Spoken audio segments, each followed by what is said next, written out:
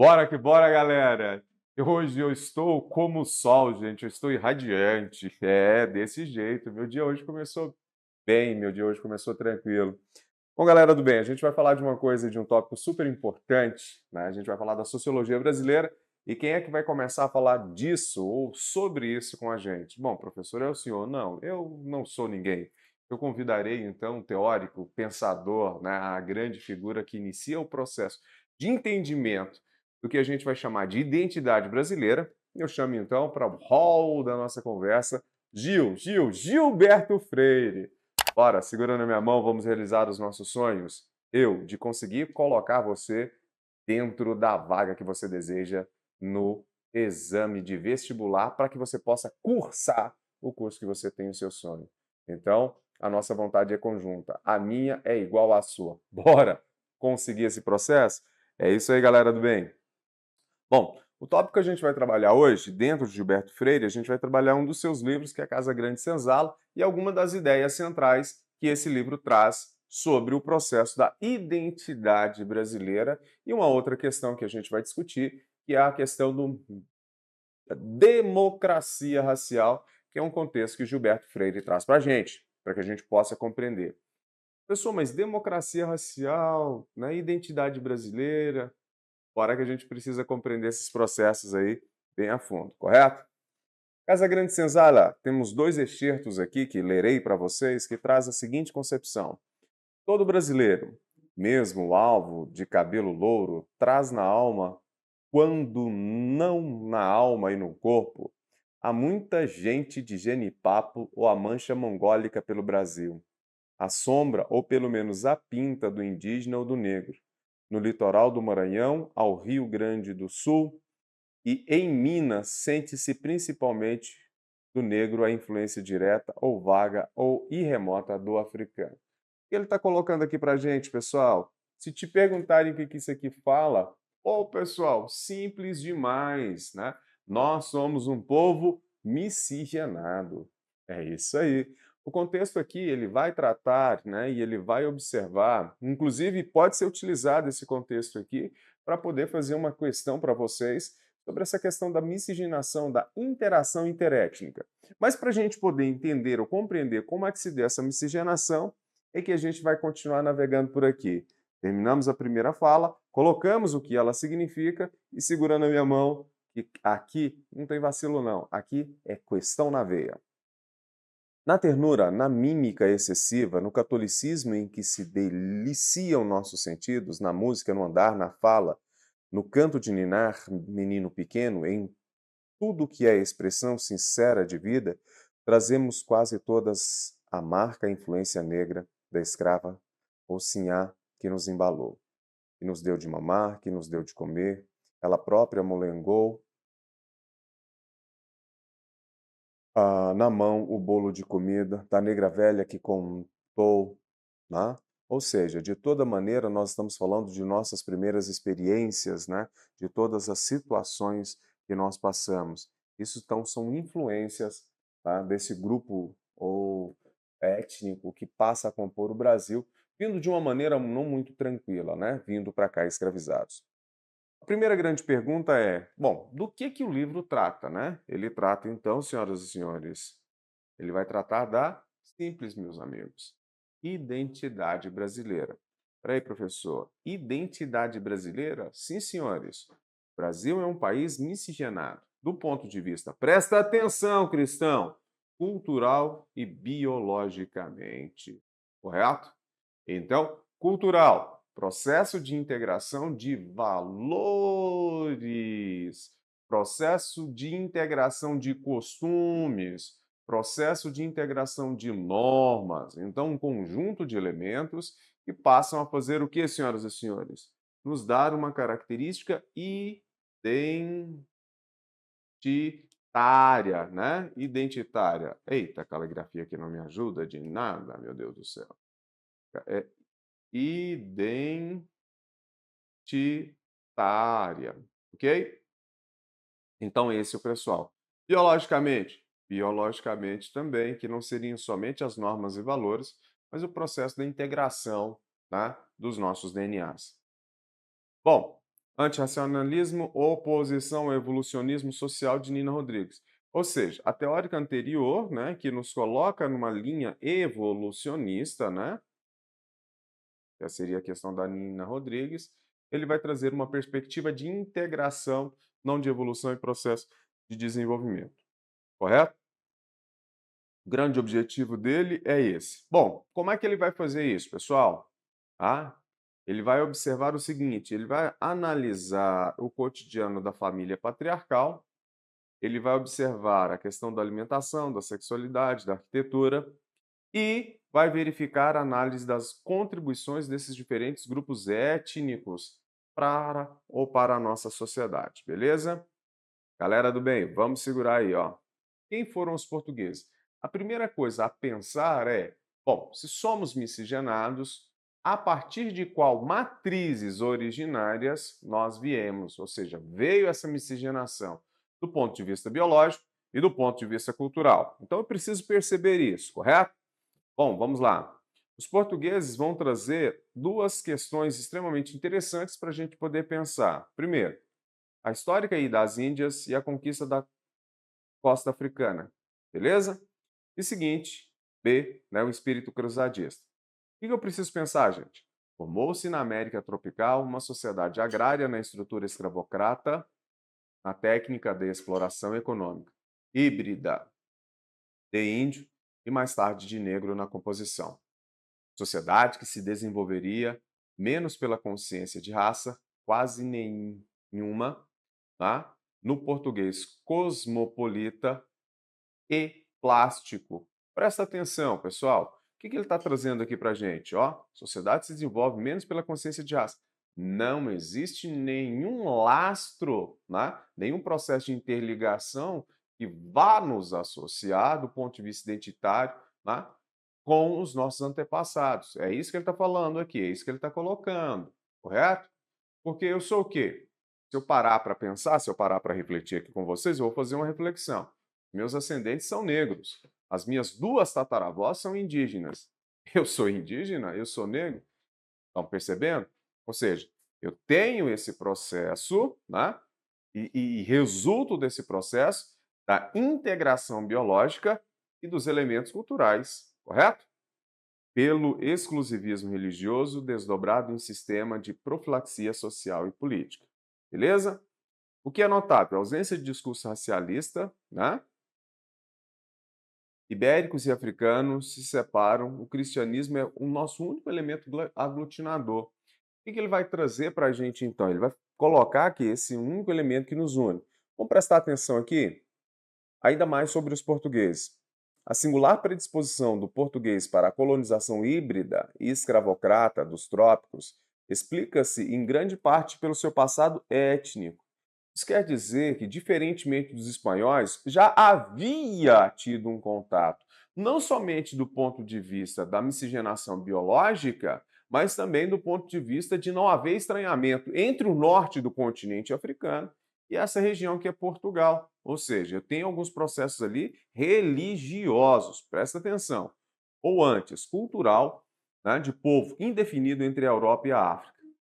Nesse intrinsiguentemente de um nem outro, mas de duas. Ou seja, eles estão a influência africana fervendo sobre a europeia e dando um acre requeime à vida sexual, alimentação, religião, sangue mouro, o negro correndo por uma grande população brancana, quando não predominando em regiões ainda hoje de gente escura. O ar da África, um ar quente, oleoso, amolecendo, as instituições na forma e na cultura das durezas germânicas, né? Corrompendo a rigidez moral, doutrinária da igreja medieval, tirando os ossos do cristianismo, ao feudalismo, arquitetura gótica, disciplina canônica, o direito visigótico, o latim, do próprio caráter do povo, Europa reinando, mas sem governar, governando antes a África. Ou seja, nós somos, então, o português se difere do europeu, o português é barroco,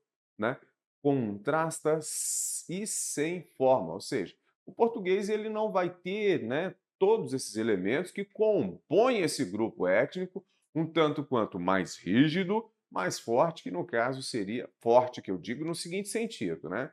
Com características fortes, marcantes, com características e nuances mais endêmicas, mais grupais, mais pertencentes a determinados grupos, se bem que são bem miscigenados, tá? Quem foram os indígenas? Vamos parar para pensar aqui? Os indígenas são, opa, de modo que não é o encontro de uma cultura exuberante, de maturidade, com outra já adolescente. E aqui se verifica. A colonização europeia vem surpreender nesta parte da América quase que bando de crianças grandes. Olha só para você ver a percepção do segundo grupo que fará essa miscigenação. Existe uma diferença de entendimento, uma cosmovisão diferente, mas aqui, ó, fazendo uma diferenciação entre esses dois grupos. E traz a seguinte percepção: uma cultura verde incipiente ainda na primeira dentição. Opa, evolução da cultura. Sem ossos, nem desenvolvimento, nem resistência às grandes, né, semi-civilizações americanas. O que ele traz para a gente? Bom, duas coisas aqui que são importantes da gente pensar. Primeiro, né, a alimentação, a questão do caju. O caju me traz muita atenção porque o português mesmo vai ter que aprender a fazer o quê? Comer com branco, tá? Bom, o português vai ter que aprender a comer com branco. Foi ótimo, né? Não, gente.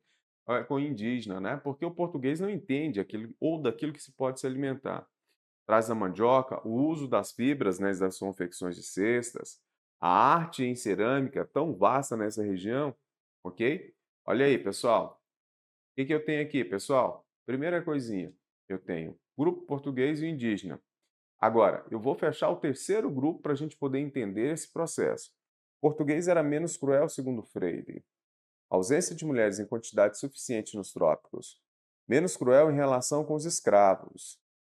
É verdade que, em grande parte, pela impossibilidade de se constituir-se em uma aristocracia europeia nos trópicos, né, escasseava-lhe para tanto o capital. Bom, pessoal, o que que é capital? O Brasil vai ser colonizado e Portugal não tem capital para poder fazer esse processo de colonização. Se não em homens, em mulheres brancas, mas independentemente da falta ou escassez de mulher branca, o português sempre pendeu para o contato voluptuoso com a mulher exótica, para o cruzamento e miscigenação. O que que ele vai então estar colocando aqui? Bom, essa plasticidade do português, o que que é essa plasticidade? Ou seja, essa maleabilidade, né, das suas relações com os diversos grupos étnicos, tá, é o que vai levar e resultar nesse nosso Brasil miscigenado. Como é que era a dinâmica social? Bom, primeiro, Gilberto Freire, coloca e caracteriza o primeiro grupo étnico, que é quem, meus amores? Vamos lá, o português. Segundo grupo étnico, o indígena. Terceiro grupo étnico, ok? O negro, né? Colocando essas características da miscigenação. Se você observar aqui, ó, vamos lá, quem é que vai à frente? É uma sociedade patriarcal. O local que o homem toma, a posição que esse homem toma, né? Aqui é literalmente descritiva, né, senhoras e senhores, esse papel que esse homem exercia, né? Você pode observar aqui, ó, mesmo nesse livro aqui embaixo, ó, Casa Grande Senzala, quem amamenta a criança é uma mulher negra, ok? Ou seja, né? Eu tenho uma sociedade, senhor patriarcal, filha, senhora, sinhá, ama de leite, mucama, moça de intimidade, mulata, né? Fácil, escravo. E, ou seja, os moleques ali para brincar, como se essa sociedade terá essa composição. Sobre contribuição, né, que a gente falou, então, esse é o processo de formação biológica, né, que o livro traz para a gente. Agora, sobre a questão da comida. No caso dos negros, comparados com os indígenas do Brasil, pode-se talvez atribuir parte de sua superioridade e eficiência econômica à eugenia e ao regime alimentar mais equilibrado e rico que os dos outros, povos ainda nômades sem agricultura regular e nem criação de gado, devotando-se a acrescentar que vários dos mais característicos valores nutritivos dos negros, pelo menos os vegetais, acompanharam-nos à América, concorrendo para o processo com a africanização aqui sofrido por brancos indígenas. Maravilha que essa galera trouxe, né, eu me vejo complexo e triste na situação e na condição que vieram, mas feliz e alegre, em parte da culinária que trouxeram para cá, ok? Culinária muito rica. Vamos lá? Perdão, ó, concorrendo para o processo com a africanização aqui sofrido por brancos e indígenas, e amaciando para os africanos os efeitos perturbadores da transplantação, uma vez que no Brasil os negros tornaram-se, em certo sentido, verdadeiros donos da terra. Perdão. Que sentido donos da terra, pessoal? Simples, né? Bom, dominaram a cozinha e conservaram grande parte da sua dieta, tá? Aqui, ó, Peter Free Soul Food, comida nacional versus comida negra. Ok, nós temos as grandes influências são do povo negro. Sobre a questão da sexualidade, tá? O que eu tenho, senhoras e senhores? Um processo de fixação, né, e um processo de organização dessa questão da sexualidade, muito extremamente ligado ao, ao, ao, ao, ao a mistura, né, a miscigenação e a integração e a interação, tá, com as cativas, correto? Diante dessa perspectiva, ele traz para a gente, né, uma comparação que eu quero discutir com vocês, o aspecto da democracia racial. O que eu quero aqui falar com vocês na questão da democracia racial? Bom, Gilberto Freire, quando então ele estuda nos Estados Unidos, e nesse processo de estudo ele vai trazer duas perspectivas extremamente interessantes para que a gente possa perceber. A primeira delas é que nos Estados Unidos, o que eu tenho? Eu tenho uma segregação muito forte no sul dos Estados Unidos, né? Inclusive, essa segregação, a gente está nos idos de 1930, tá? Essa abolição da escravatura ali já aconteceu, mas eu não tenho um processo de igualdade, então eu tenho um sistema ali de separação. Esse processo vai finalizar ali por volta dos anos, nos idos da década de 60, né? 30 anos depois do período que a gente está conversando aqui. Então é importante pensar que lá eu tenho uma perseguição desses negros. Enquanto no Brasil aqui, perseguição, enquanto aqui no Brasil se vê um processo de assemelhamento, de juntar, de estar mais próximo, né? Do negro estar dentro de casa, de ter uma questão um pouco mais tranquila. Gilberto Freire, faz o quê? Ele, Gilberto Freire, ele vai dizer, ele vai afirmar, através de suas pesquisas ou de seu processo, que isso se deve a quê? Que isso se deve a essa proximidade, né? E esse conjunto de características que a gente citou anteriormente da relação do negro para poder organizar e explicar a nossa sociedade. Correto, galerinha do bem? Bom, democracia racial, processo de estruturação de identidade com a fusão e o aspecto da miscigenação. Esses são os tópicos que a gente trouxe aqui do Gilberto Freire. Até a próxima. Tchau, tchau. Fui!